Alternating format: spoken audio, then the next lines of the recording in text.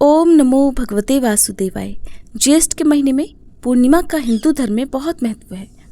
धार्मिक दृष्टि से अगर देखा जाए तो पूर्णिमा के दिन पवित्र नदी में स्नान करना और फिर दान करना अत्यंत शुभ रहता है। इस दिन गंगा जी में स्नान करने से न केवल आपकी सभी मनोकामनाएं पूरी होती हैं, बल्कि मान्यता है कि ऐसा करने से व्यक्ति के सभी पाप भी नष्ट हो जाते हैं। साथ ही इस दिन दान देने से पितरों को भी लाभ होता है और उन्हें मोक्ष की प्राप्ति होती है।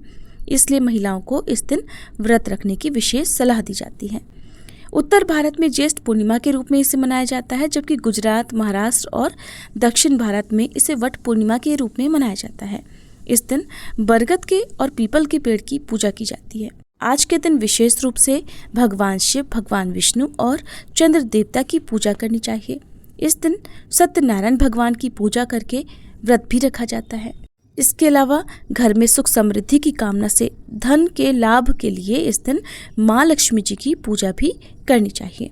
ज्येष्ठ पूर्णिमा का महत्व इसलिए भी अधिक है क्योंकि इस दिन से श्रद्धालु गंगा जल लेकर अमरनाथ यात्रा के लिए निकलते हैं। इस बार पूर्णिमा तिथि 2 दिन रहने वाली है।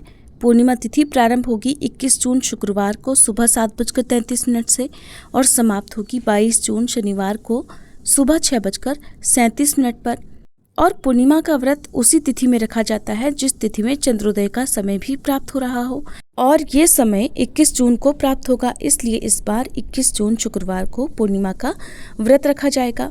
इस दिन वट सावित्री व्रत भी रहेगा और श्री सत्यनारायण भगवान का व्रत भी इसी दिन रखा जाएगा। दोपहर के समय श्री सत्यनारायण भगवान की कथा पढ़ी या सुनी जाती है।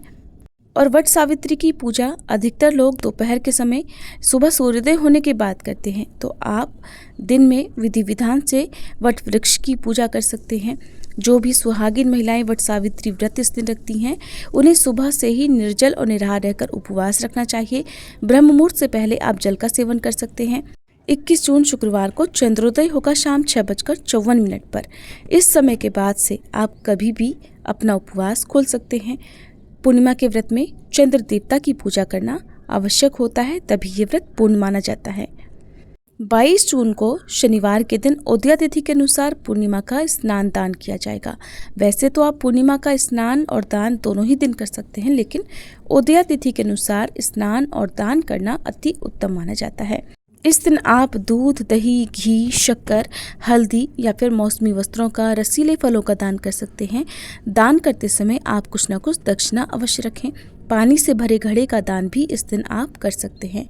जो लोग पूरे वर्ष भर किसी प्रकार का दान करने में असमर्थ रहते हों या दीप दान करने में असमर्थ रहते हों, यदि वे शाम के समय बहते जल में दीप दान करते हैं या आसपास किसी अंधेरी सुनसान जगह पर दीप जलाते हैं, मंदिर में दीप दान करते हैं, तो उन्हें पूरे वर्ष भर में किए गए दीप दानों का पुण्य मिल जाता है।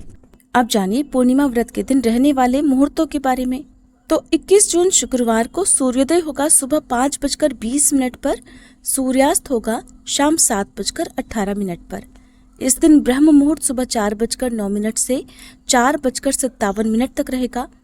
अभिजीत मुहूर्त दोपहर 12:01 से 12:55 तक रहेगा। अमृत काल सुबह 9:27 से 11:04 तक रहेगा। इस दिन शुभ योग सुबह से लेकर शाम 6:42 तक रहेगा। बाद में शुक्ल योग प्रारंभ हो जाएगा। ये दोनों ही बहुत ही शुभ फल देने वाले योग माने जाते हैं। और राहु काल सुबह 10:30 से दोपहर 12 बजे तक रहेगा। पूर्णिमा व्रत की पूजा आप सुबह ब्रह्म मुहूर्त से लेकर अमृत काल तक कर सकते हैं, और अभिजीत मुहूर्त में या अमृत काल में आप पूर्णिमा का दान भी दे सकते हैं। दान तो आप दोनों ही दिन दे सकते हैं।